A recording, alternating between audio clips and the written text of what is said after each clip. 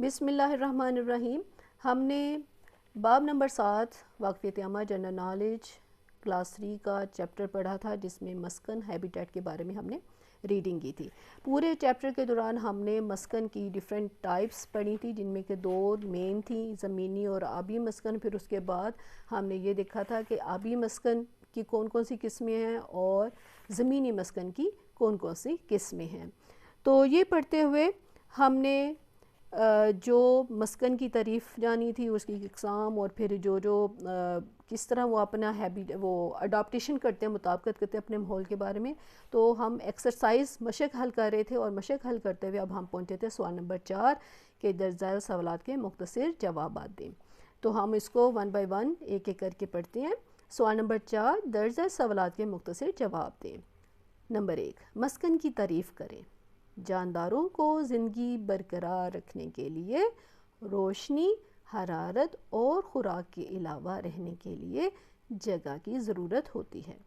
جانداروں کے رہنے کی جگہ ان کا مسکن کہلاتی ہے. اور سوال نمبر 2 ہے، سورج جانداروں کے لیے کیوں اہم ہے؟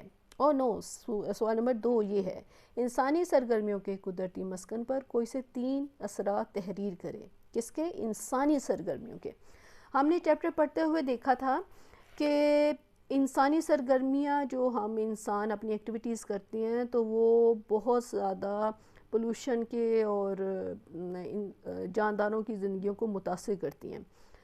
تو اس میں ہم نے درختوں کی کٹائی، اور ہم نے دیکھا تھا کارخانے جو بنتے ہیں وہ کس طرح پانی کو آلودہ کرتے ہیں. تو وہ سارے ہم اس میں ڈسکس کریں گے. نمبر 1، درختوں کی کٹائی سے جنگلات ختم ہو رہے ہیں، جس سے جانور قدرتی مسکن سے محروم ہو رہے ہیں. ٹھیک ہے، نمبر 1 یہ تھا. پھر نمبر 2 ہم اس میں لکھیں گے، کارخانوں اور گھروں سے نکلنے والا گندا پانی، یہاں پہ ہم کوما ڈالیں گے، پانی میں رہنے والے جانداروں کی زندگی کے لیے خطرہ ہے. نمبر 3، کیڑے مار ادویات کے استعمال سے پودوں اور جانوروں کے ساتھ انسان کی صحت بھی متاثر ہوتی ہے. یہاں پہ اوپر نمبر 2 میں ہم کارخانوں گھروں سے نکلنے والا گندا پانی، آبی مسکن ہم یہاں پہ کر لیتے ہیں. پانی 2 دفعہ اکٹھا آئے گا تو شاید آپ کو تھوڑی مشکل ہو. آبی مسکن، اس کو میں تھوڑا ایسے کر لیتے ہیں، آبی مسکن. ٹھیک ہے، آبی مسکن میں رہنے والے جانداروں کی زندگی کے لیے خطرہ ہے. اور نمبر 3 تھا، کیڑے مار ادویات کے استعمال سے پودوں اور جانوروں کے ساتھ انسان کی صحت بھی متاثر ہوتی ہے. کہ جو ہم سپرے کرتے ہیں وہ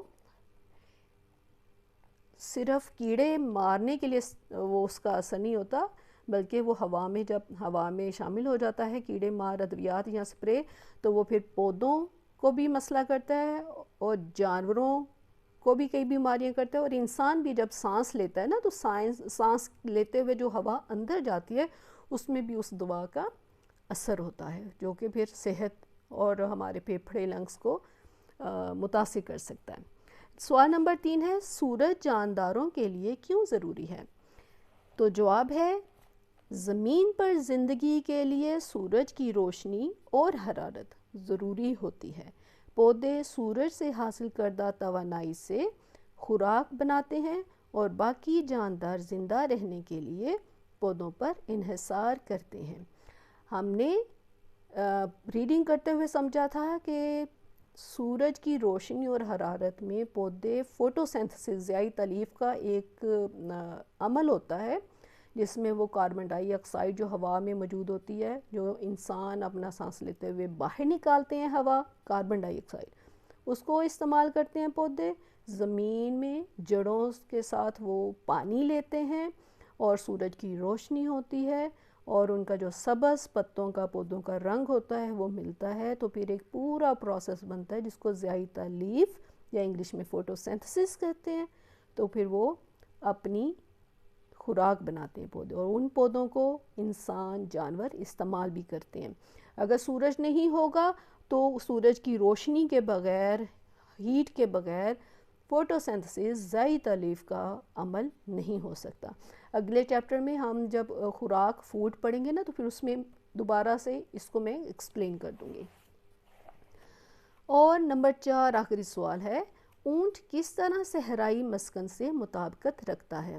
تو یہ بھی ریڈنگ کرتے ہوئے میں نے سمجھایا تھا، پوری تصویر تھی اور ہم نے اس تصویر کو پڑھتے ہوئے بڑے اچھے طریقے سے دیکھا تھا کہ اونٹ کی کوہان میں چربی جمع ہوتی ہے، جو کہ جب صحرا کا لمبا لمبا سفر ہوتا ہے اور کئی کئی دن پانی اور خوراک نہیں مل سکتی تو وہ اس کو طاقت دیتی ہے۔ اور اونٹ کے نتنے وہ ریت اس کے اس طرح تک کے ہوتے ہیں کہ ریت ناک میں گھس نہیں سکتی اور اس کو سانس لینے میں مسئلہ نہیں ہوتا۔ اونٹ کی آنکھوں کی پلکیں بہت لمبی ہوتی ہیں تو وہ ریت کو بھی اندر نہیں داخل ہونے دیتی اور اس کو آسانی ہوتی ہے چلنے میں۔ اور اونٹ کے پاؤں جو وہ نرم اور چوڑے ہوتے ہیں اور ان کی شیپ اس طرح کی ہوتی ہے کہ وہ ریت پر بڑی آسانی کے ساتھ چل سکتا ہے۔ تو اس کو ہم لکھتے ہوئے لکھا ہے، اونٹ صحرائی مسکن سے درج ذیل مطابقت رکھتا ہے۔ نمبر 1، اونٹ کوہان میں چربی جمع کر کے کئی دن بھوکا رہ سکتا ہے۔